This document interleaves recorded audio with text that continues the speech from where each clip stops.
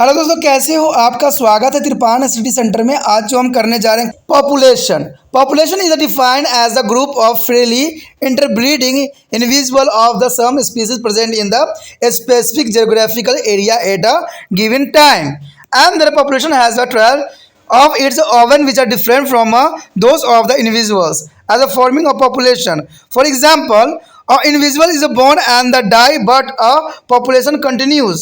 Is a population may be a change in the size depending on the birth and death rate of the population. And second point is on the individual is either female or male, young or old, but is a population has a sex ratio which is the mean.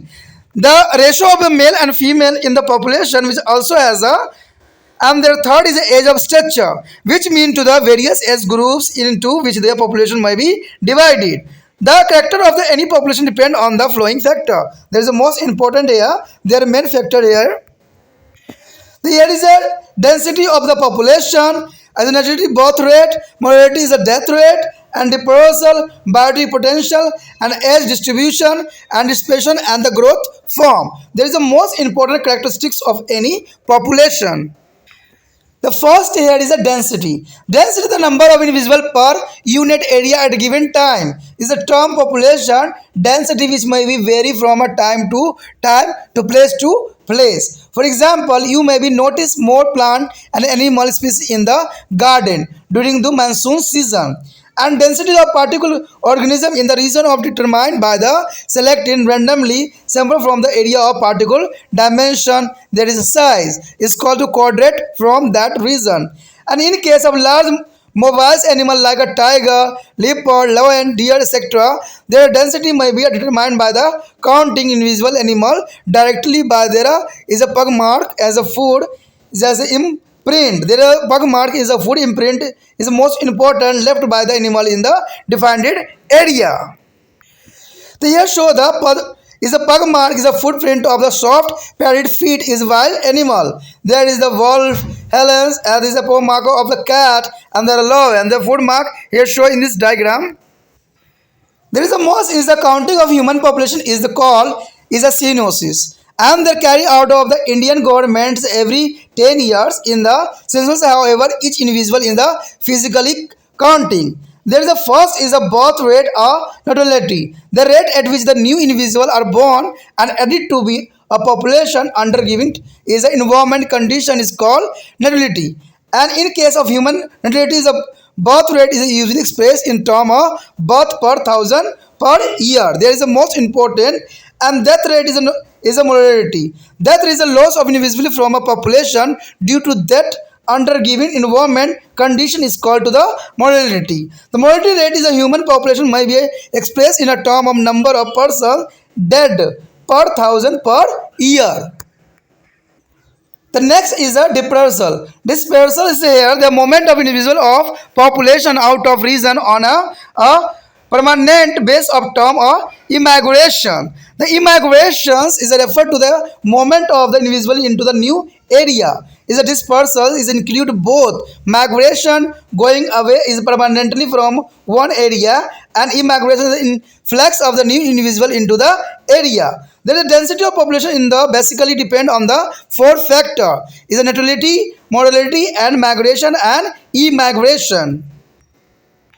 Here show the diagrammatic parameter of population. Here the immigration is a positive, natality is a positive, and density is a so all there, and the immigration is a negative, mortality is a negative. There is a most important density is a factor.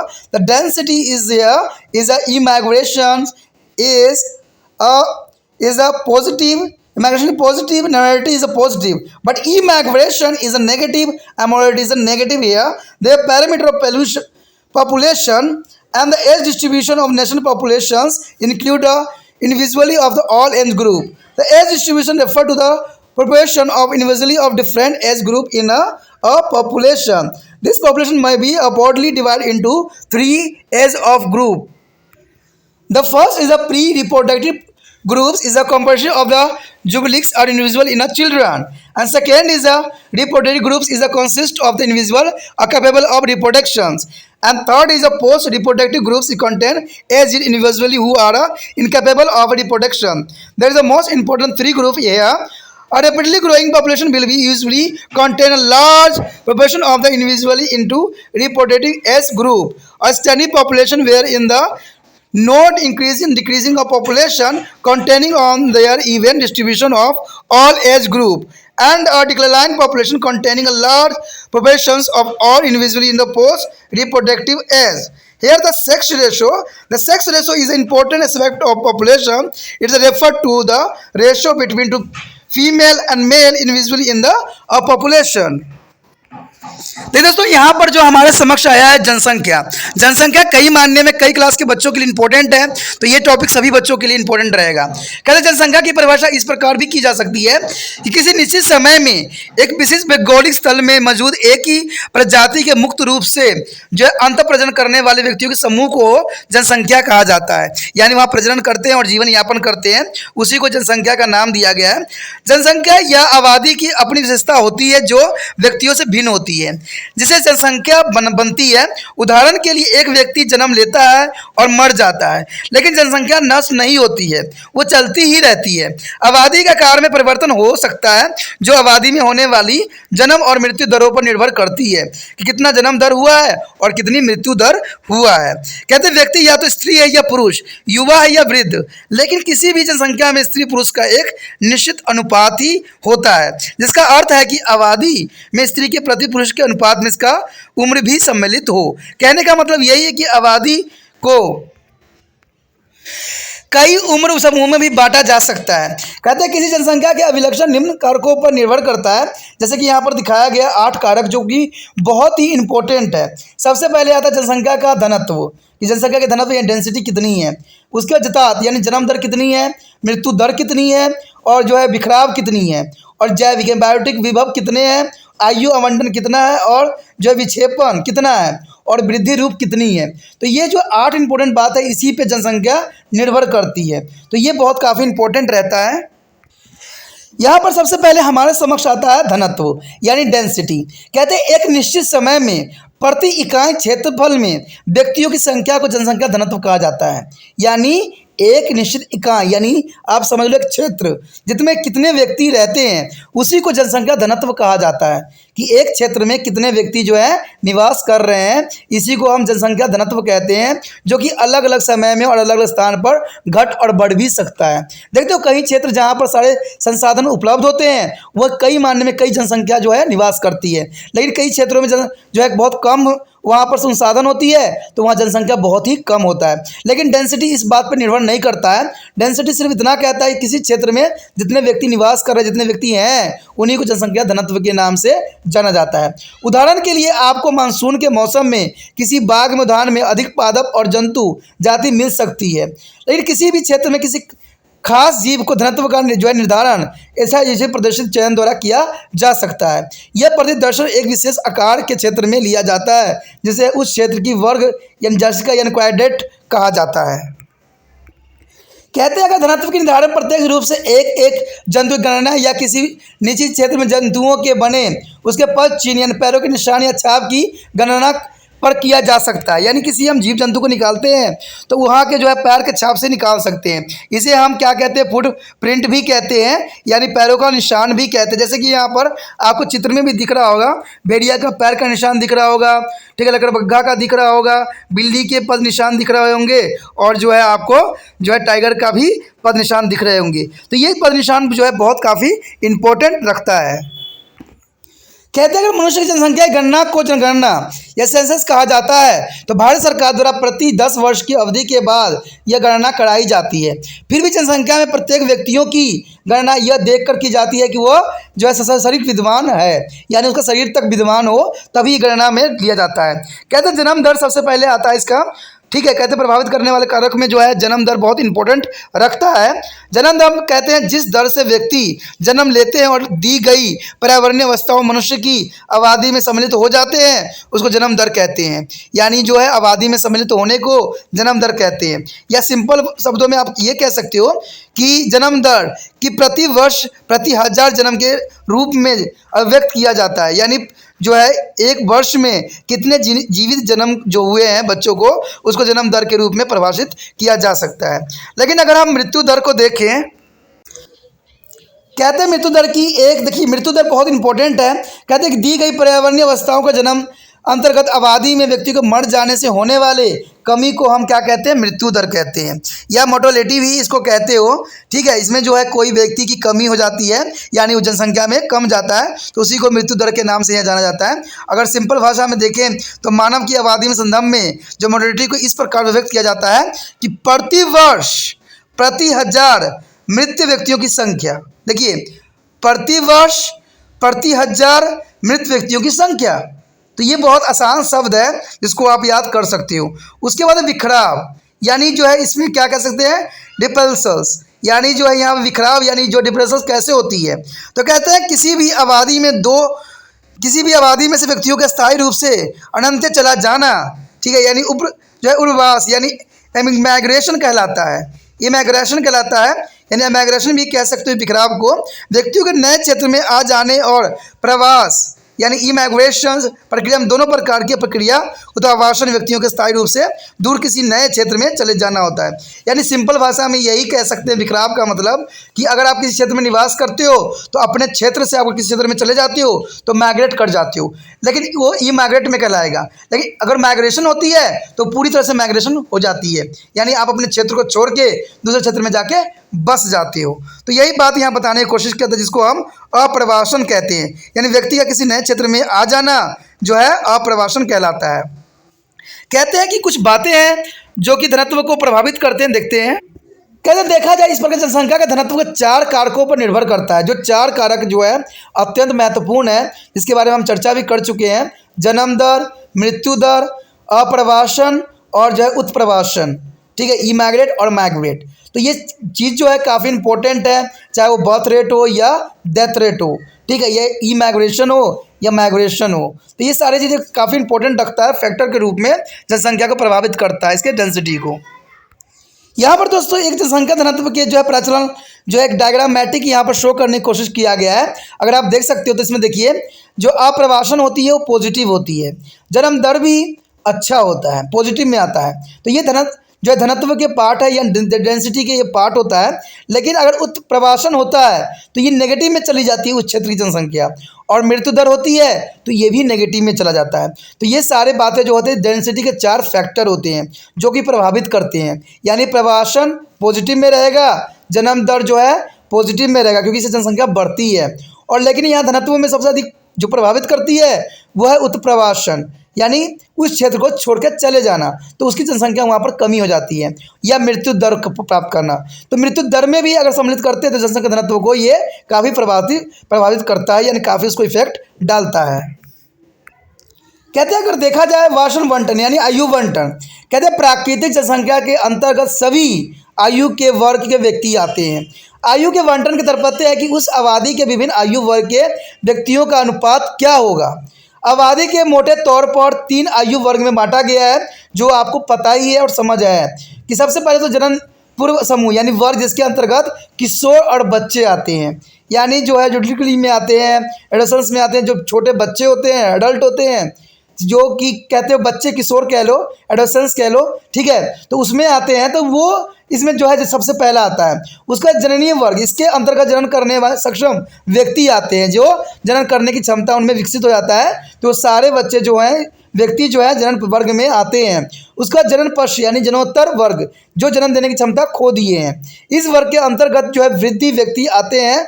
ठीक है, जो वृद्ध व्यक्ति होते हैं सारे को इसमें सम्मिलित किया गया है, जो अब जनन करने में असमर्थ हैं। तो ये सारे इंपॉर्टेंट है, इसको जो है आयु वर्ग 3 भागों में ही बांटा जा सकता है। एक जो जन्म लिए हुए बच्चे, एक जो है जो आगे अपना जनन कर सकते हैं, और एक जो जनन जो है क्षमता खो दिए। तो ये तीनों अवस्थाएं जो है कोई भी आयु वर्ग बांटने के लिए जो है बहुत ही आसान और सरल होती है। कहते हैं अगर देखा जाए तो जो जनसंख्या तेजी से बढ़ रही है उसमें सामान्य रूप से ऐसे उम्र समूह के व्यक्तियों की संख्या काफ़ी अधिक होती जा रही है जो जनन कर सकते हैं। इसी आबादी ऐसी आबादी को न बढ़ रही है और न घट रही है, में ऐसे सभी उम्र समूह के व्यक्तियों की संख्या लगभग सामान्य होती है, और ये हर्षमान कहलाएगी, यानी गिरती हुई बात कहलाएगी। आबादी में वृद्धि लोगों की या जनन पशु जनन कर सकने के योग्य बनाता है। आयु वर्ग के लोगों की जनसंख्या जो है पर्याप्त होती है। कहते हैं स्त्री और पुरुष के अनुपात, अगर देखा जाए तो स्त्री पुरुष अनुपात आबादी का एक महत्वपूर्ण पक्ष है।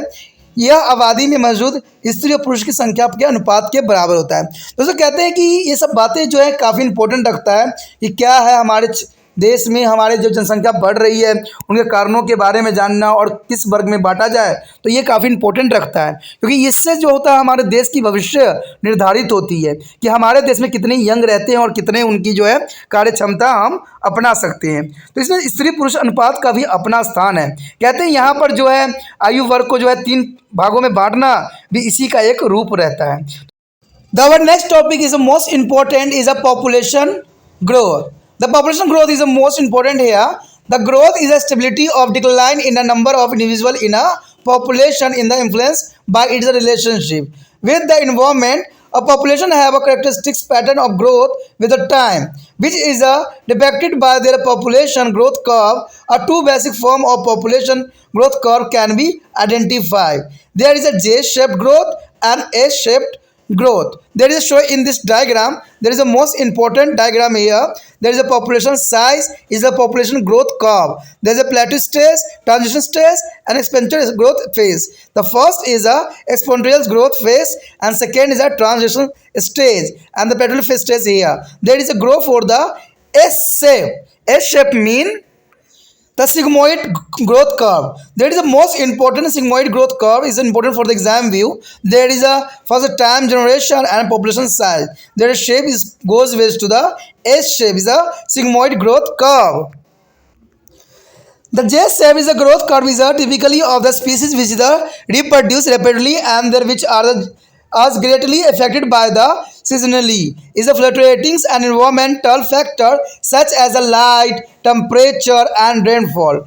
In these types of curve, population density increasing rapidly in a expansion is a geometrically progressions and the total number of double regulate of interval of time. These types of exponential growth curve is a nature's and when is a population has the abundant a supply of resource. After the reaching a peak, there is a sudden is a crash of decline due to the environmental or other factor. Such types of growth may be exhibited by the insect population, which show the expansive growth during their monsoon season, and then is abruptly disappear at the end of season. And second is a S-shaped curve. The S-shaped curve is also called a sigmoid growth curve, has a lag phase, growth phase, and is a stable phase is shown in this figure. When the few organisms occupied to the hysteresis is the occupied area is a reproduction occur after some time. There is a lag phase is a nationality and mortality remaining a small. When the growth phase is a beginning rapidly increase in the size of population occur as there are plenty of food and not competitions and eventually there is the food or water some source and nutrients in a soil is plant because a limiting and population enter stable phase is a plateau and the nativity and mortality then become almost equal. There the biosphere is a thin layer on the ground of the earth which is the external life is called biosphere. Life exists in the diverse form to the living organism. All this living organism of their biosphere is directly or indirectly depend on the each other and the whereas on the physical component of the earth. There are three physical component of the earth are is atmosphere, lithosphere and hydrosphere. There is air, land and water. There is a first is the atmosphere is the gases involved or surrounding the earth as a surface. It is made up to the nitrogen, oxygen, carbon dioxide and many other gas in a very small amount. The next is the hydrosphere is all the water supplied to be earth with the exit of liquid vapors are frozen from to the fresh and salt water. And there is a lithosphere is a comprised their soil and the rock of the earth as a crust. Recently, their term is a ecosphere is a beginning used more commonly. It is a used to the donates their biosphere living components along with the three biotic components. It is also atmosphere, hydrosphere, and lithosphere on the earth on unit. There is ecosphere is here is equal to biosphere plus lithosphere plus hydrosphere is the atmosphere. That is the most important here. तो यहाँ पर हमारा topic जो है जनसंख्या वृद्धि curve, देखिए बहुत इंपॉर्टेंट है। कहते हैं किसी भी आबादी में व्यक्तियों की संख्या का बंटन, स्थिर रहना या उनका घट जाना आबादी का पर्यावरण के साथ संबंध पर निर्भर करता है अथवा उससे प्रभावित होता है। जनसंख्या में समय के साथ साथ एक विशेष ढंग से बढ़ोतरी होती ही रहती है, जिसे हम जनसंख्या वृद्धि वक्र द्वारा निरूपित किया जा सकता है। जनसंख्या वृद्धि वक्र दो मूल्य रूप से निर्धारित होती है, जैसे कि यहाँ पर चित्र में भी आपको दिखाई दे रहा होगा।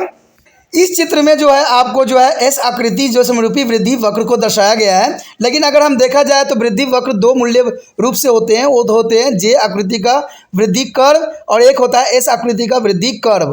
ठीक है, इसमें अगर आप देखोगे तो इसमें नीचे जो है समय पीढ़ी दिखाया गया है और जनसंख्या साइज दिखाया गया है। तो आप देखोगे कि जिसमें धातिकी वृद्धि अवस्था को दिखाया गया है, उसके बाद संक्रमण यानी बढ़ता हुआ अवस्था दिखाया गया है, उसका प्लेटो प्रवस्था को दिखाया गया है, जो कि बहुत काफ़ी इंपॉर्टेंट रहता है। अगर यहाँ बात हम देखें जे की बारे में तो जे देखिए किस रूप को प्रदर्शित करता है। कहते हैं जे आकृति की युक्ति वृद्धि वक्र जो है प्ररूपी तरीका है जो तेजी से जनन करते हैं। ये मौसम के अनुसार जो है प्रवीण कारक जैसे प्रकाश, तापमान, वर्षा में कमी वैसे घट बढ़ से अधिक काफ़ी प्रभावित होते हैं। इस प्रकार के वक्र में जनसंख्या घनत्व में तेजी से जच्चर घातकी यानी ज्योतिमीय श्रेय प्रोमोशन में वृद्धि होते हैं, यानी कि एक नियमित समय के बाद जनसंख्या घनत्व जो है दुगना हो जाता है। प्रकृति में इस प्रकार की जो चर घातकी वृद्धि तभी होती है जब जनसंख्या के लिए प्रचुर मात्रा में संसाधन उपलब्ध हो, यानी संसाधन उपलब्ध होगा तो ये जे आकृति ले लेगा और ये जीव जंतु में देखने को मिला है। कहते हैं शिखर पर पहुंचने के बाद इसमें अचानक गिरावट आ जाती है, कमी आने लग जाती है। यही कमी पर्यावरणीय अन्य कारकों के कारण ही होती है। इस प्रकार की वृद्धि कीट समुदाय में देखी जा सकती है, जैसे जो है मानसून ऋतु में विस्फोटक वृद्धि होती है और इस ऋतु के अंत में कीट जो है अचानक गायब हो जाते हैं। तो ये जो है कीटों में आप इसको जो है जे रूप में देख सकते हो वृद्धि को। लेकिन अगर देखा जाए जैसे कि आप चित्र में भी देखे थे कि इस आकृति की वक्र की जो सिग्माइड वक्र यानी सिग्मोइड वक्र कर्व के नाम से जाना जाता है, इसमें पश्चिम लेग अवस्था वृद्धि अवस्था को एक स्थायी प्रवस्था होती है।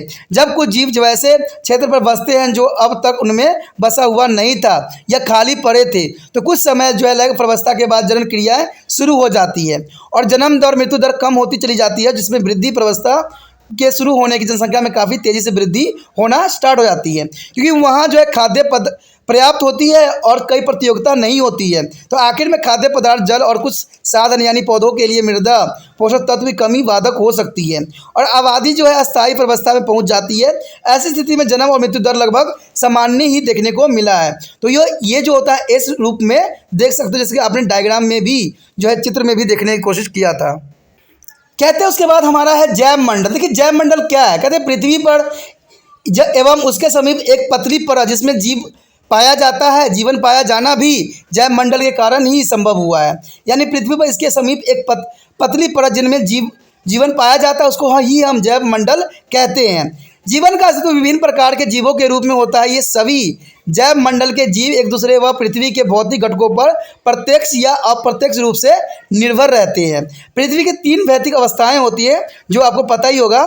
इसमें वायुमंडल होता है, स्थल मंडल होता है एवं जलमंडल है। इसको आप कह सकते हो कि एटमॉस्फेयर होती है, लिथोस्फेयर होती है और हाइड्रोस्फीयर होता है, जिसमें वायु, स्थल और जल के रूप में भी परिभाषित किया जा सकता है। कहते हैं अगर वायुमंडल को देखा जाए तो वायुमंडल बहुत ही इंपॉर्टेंट जगह है, क्योंकि पृथ्वी की सतह के आवृत्ति करने वाली गैसीय आवरण है। ये नाइट्रोजन, ऑक्सीजन और कार्बन डाइऑक्साइड और अल्प मात्रा में पाई जाने वाले गैस से मिलकर बना हुआ है, तो इसीलिए इसको वायुमंडल का नाम दिया गया है। जलमंडल में क्या होता है, पृथ्वी पर विद्यमान कुल जल जो द्रव्य, वाष्प या जमे हुए किसी भी रूप में हो सकते हैं। ये दो जो है अलवणीय और लवणीय जल भी हो सकते हैं, उसे हम जलमंडल को कहते हैं। अगर बात देखा जाए स्थल मंडल का, तो इसमें मृदा और चट्टान जो पृथ्वी के तल के निर्माण करते हैं, ये सारे जो है सम्मिलित होते हैं। हाल ही में जो है पारिमंडल यानी परिस्थिति मंडल यानी को स्फेयर शब्द का सामान्य व्यवहार में प्रयोग किया जा रहा है। यह सब पृथ्वी के जैव मंडल, सजीव घटकों एवं 3 अजैविक मंडल वायुमंडल या जलमंडल या स्थल मंडल को सामूहिक रूप से व्यक्त किया जा सकता है। कहते हैं अगर हम परिमंडल, परिस्थिति मंडल या जैव मंडल प्लस स्थल मंडल और जलमंडल देखें तो ये जो वायुमंडल के साथ भी प्लस होगा। वास्तव में जो है परिस्थितिक मंडल विश्व के सबसे बड़ा जो है पारिस्थितिक तंत्र है, पारिस्थितिक तंत्र जो है अत्यंत विस्तृत है और इसे एकल सत्ता के रूप में भी अध्ययन नहीं किया जा सकता। इसे कई विशिष्ट कार्यवाही इकाइयों के रूप में भी विभक्त किया जा सकता है, जिन्हें हम पारिस्थितिक तंत्र यानी इकोसिस्टम कहते हैं। यानी इकोसिस्टम जो है अत्यंत महत्वपूर्ण रहता है।